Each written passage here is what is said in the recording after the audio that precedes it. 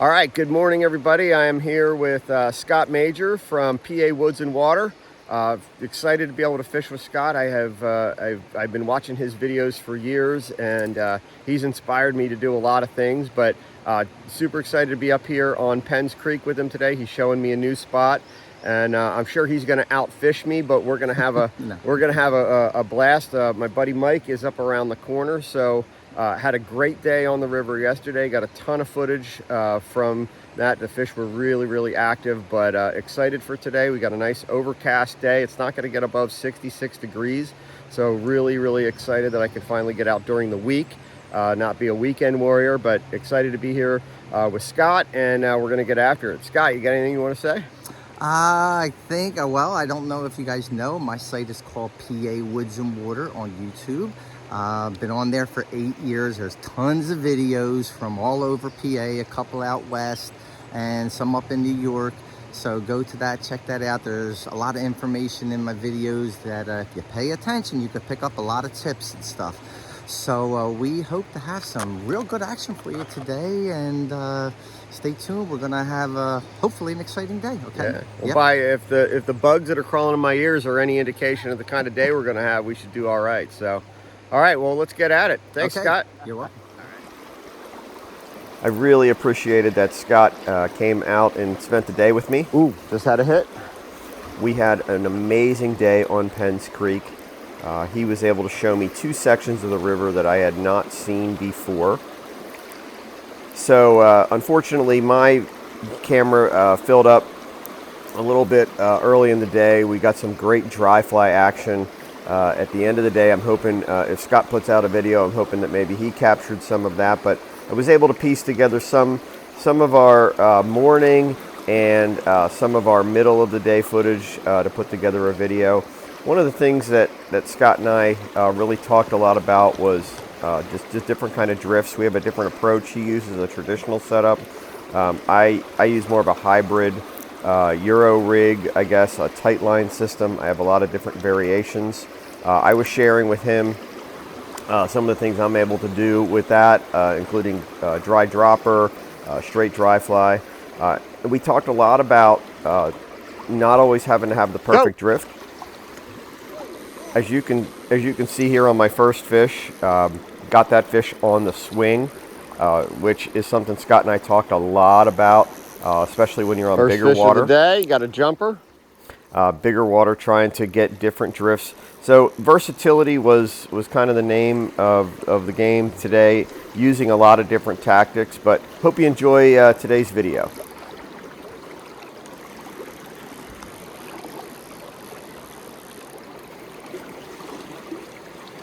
Keep them steady, keep them underneath, don't let them flop around, especially when they get downstream. Gonna work them over here. Ah, he's off. Scott's got his first fish on. Looks like he's got a nice one.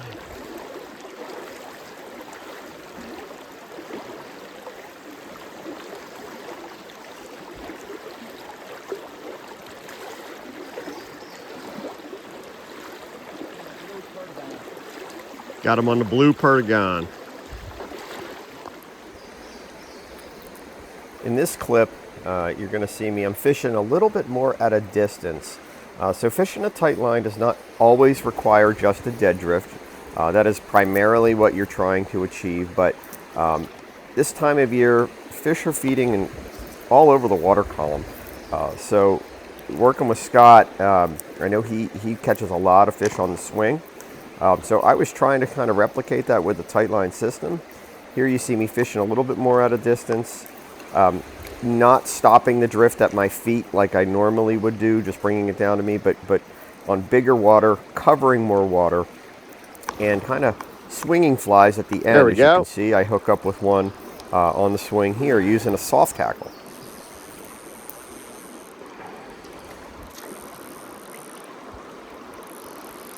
Got him on the swing.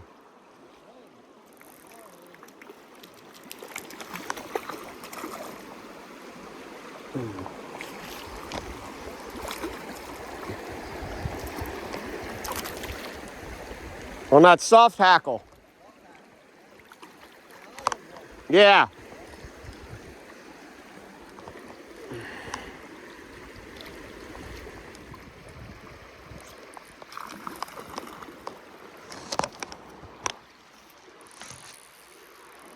Fish on.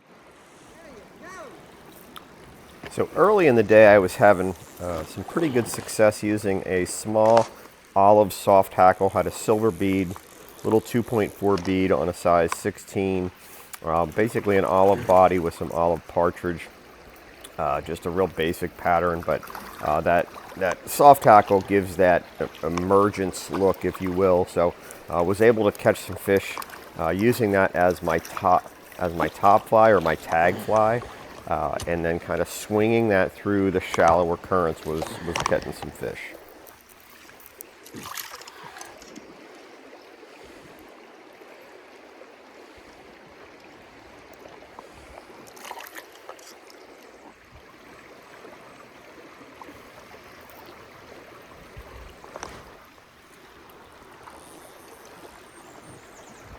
Yo.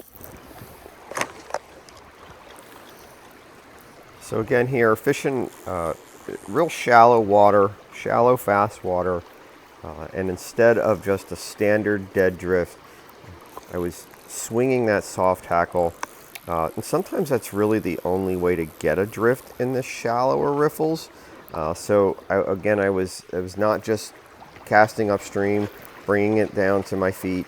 I was still trying to get a dead drift, but then at the end, allowing that wet fly, if you will, or the soft hackle, I guess is a better description for it, letting that swing Everything on that soft tackle. through the shallower water, and that was helping me pick up some Still fish that here. olive soft tackle.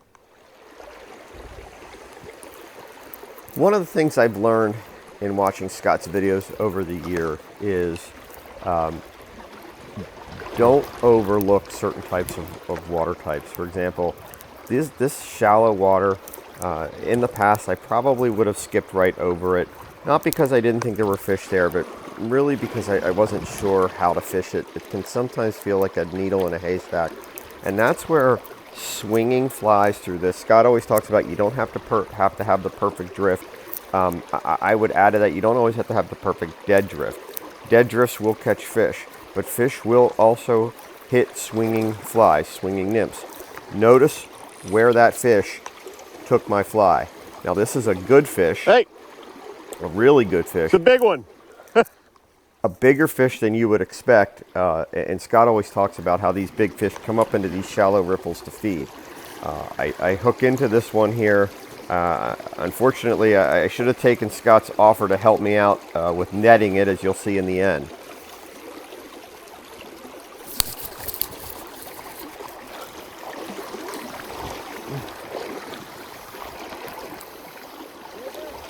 Big fish.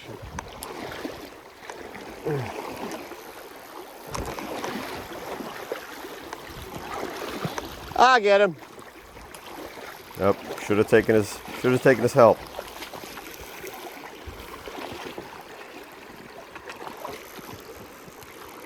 Ah.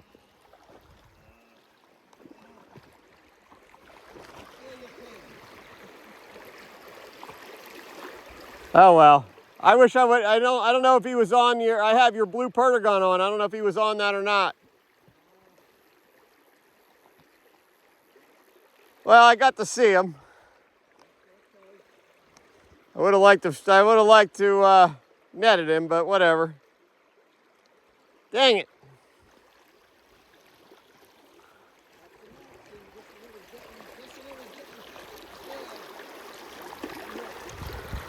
Whew. There we go. I like this run right here. You got that little bit of white water, and then there's some depth. What I'm gonna try to do is I'm gonna change my sighter angle as I get to that deeper spot, and that's the advantage of using a tight line. You can get the drift. You can start the drift kind of flat, and then as it gets into that depth, you change that sighter angle.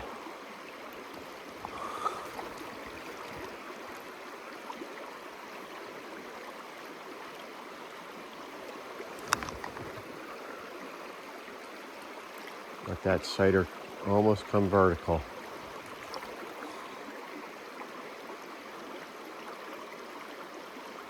sometimes just as that sighter becomes vertical is when they'll hit. Right there. See how that, just like that. Exactly like that. That's pretty funny. Thank you, Trout, for cooperating. I paid the trout to do that.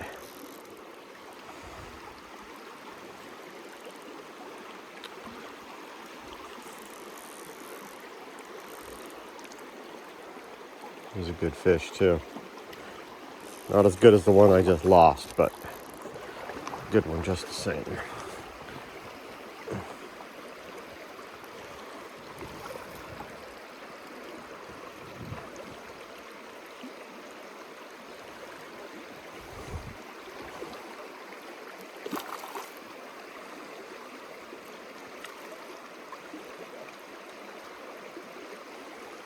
All right, buddy. Let's see what he's on. Man, they are feisty. They are feisty.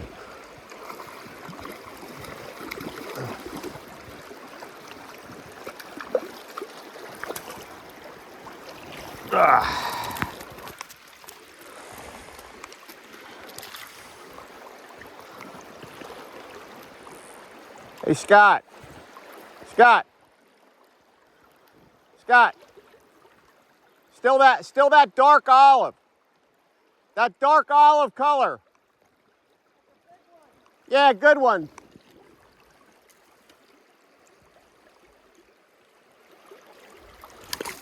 A new spot. Drove downriver a little bit. Scott's gearing up. He was switching over from his dry fly rig to a nymph rig, and then they started rising in here. So he is switching back. I'm gonna go with my tight line dry dropper. Oh, first cast. Oh, first cast. Yeah.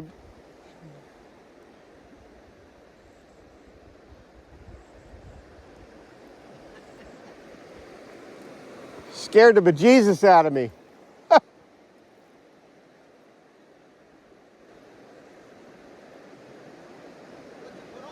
A caddis.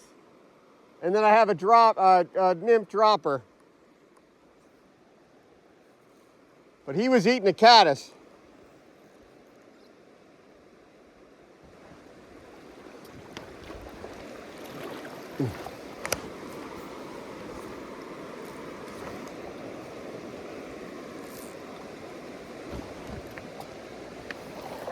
Here we go.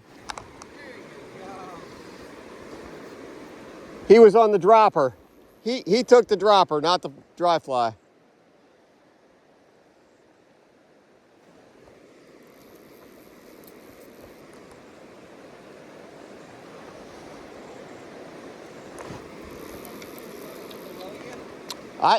Scott, they're rising all through here. Okay. Yeah, I think if you come down, we're going to have a good time here, I think. One of the things that I like about the mono rig setup, I've talked about this before, I keep fly line on my reel, but I don't always use it.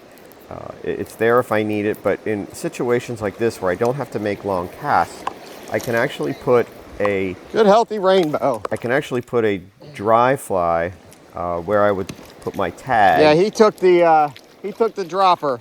And then I can put a dropper fly at the point, and then I'm fishing dry dropper, and I can cast that probably 20 to 25 feet out. And in this section, first rainbow of the day, section of the river, it was perfect. Oh, missed another one. Another one hit? Yep. Top. That one hit on top.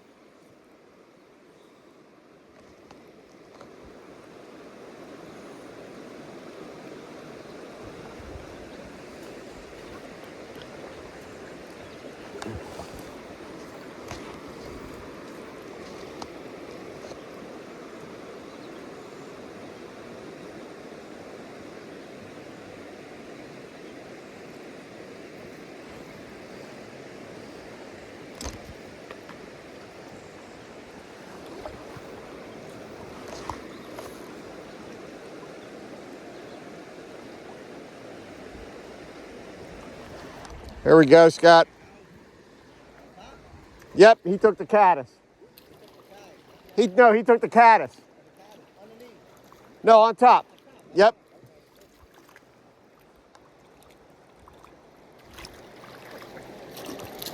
It's a little wild brownie.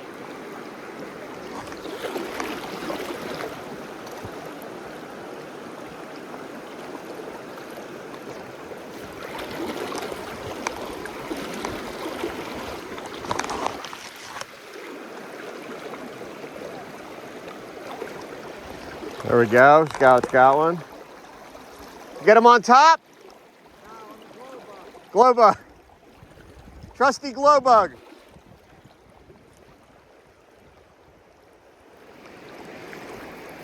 Now, about an hour before this clip, I really got into a funk where I after the dries stopped, after the fish stopped rising, I was struggling a little bit. Scott was hammering them meanwhile. So this is my first fish. There was about an hour there where I didn't get anything, so I finally got one. I made some weight adjustments, went to a heavier fly, and then started to get into them a little bit in these next couple of clips. I think I finally got heavy enough.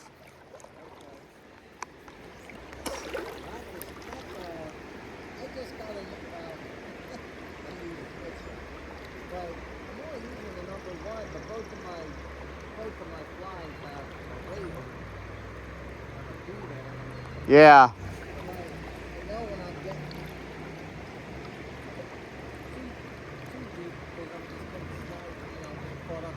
Right.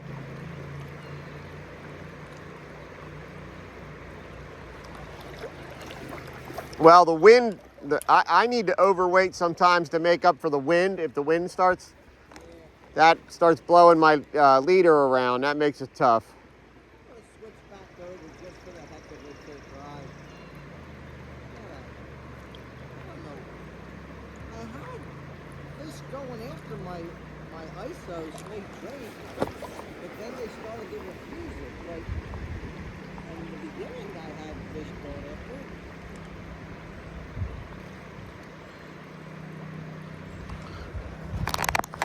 Oh, here we go. Hey.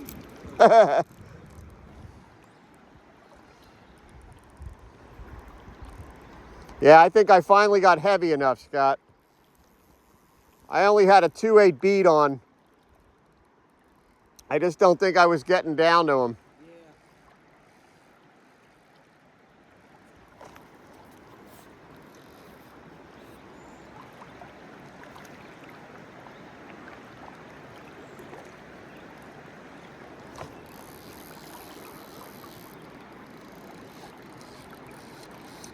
Feels like a pretty good fish.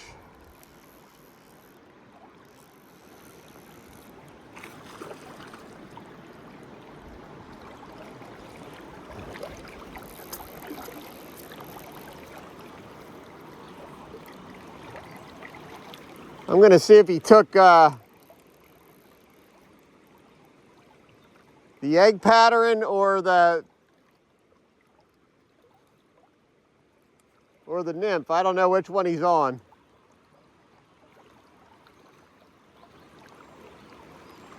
Oh, he's on the nymph. Yeah, the egg's just dangling there. I can see the egg.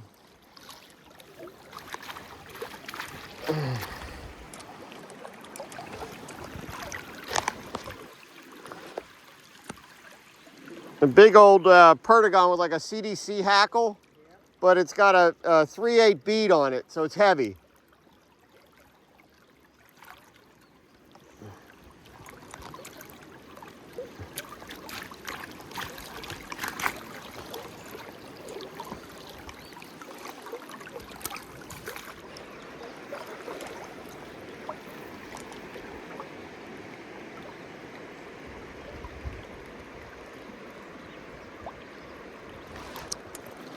There we go. Now we're back in business. Actually see a blue-winged olive on the water, but they ain't taking them because the blue-winged olives I see on the water are like 22s. Yeah.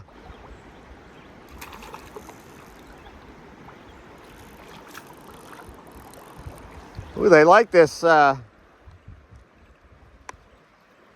like this big nymph I have on. This big. It's like a size 12. So what kind of nymph? So it's just like a almost like a France fly, but it's got a CDC collar on it. Brown or black? Like a green. Olive. Okay. Yeah. And then it's got like a blue CDC collar. CDC? Yeah. Okay.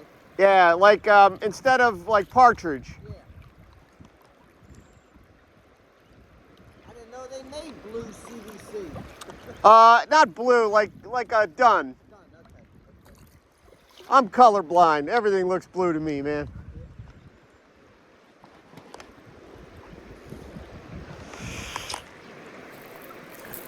One of the things Scott and I talked about too was just the importance of changing weight for the situation. We manage things a little differently. Scott primarily uses split shots. He uses beaded flies as well. I'm not opposed to using split shot. I will use split shot sometimes. I just had to get more weight, yeah. But I primarily tie my flies with heavier bead sizes. And they are on the bottom. I mean, they're deep down on the bottom. I will tie on different size beads. That's how I prefer to manage my weight system. I like to be able to stay in direct contact with my fly. So in this case, I had a 3.8 beaded fly. This was a really deep, pretty fast section. And these mechanical fish sure are fun to catch, aren't they? And the fish were just laying on the bottom, and that big bead just bouncing along the bottom in the strike zone was helping me get them out of there. There we go. Say hello. Feisty. They are feisty.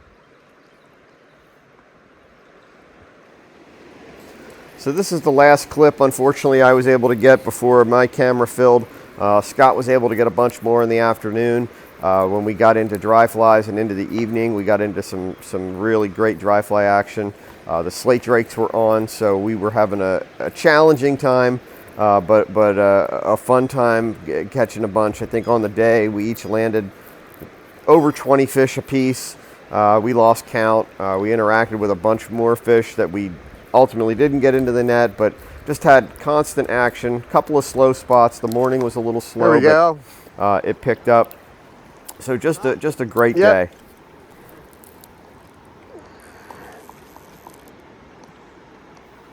Again, it was all about being versatile on this day. Now he took the wet fly.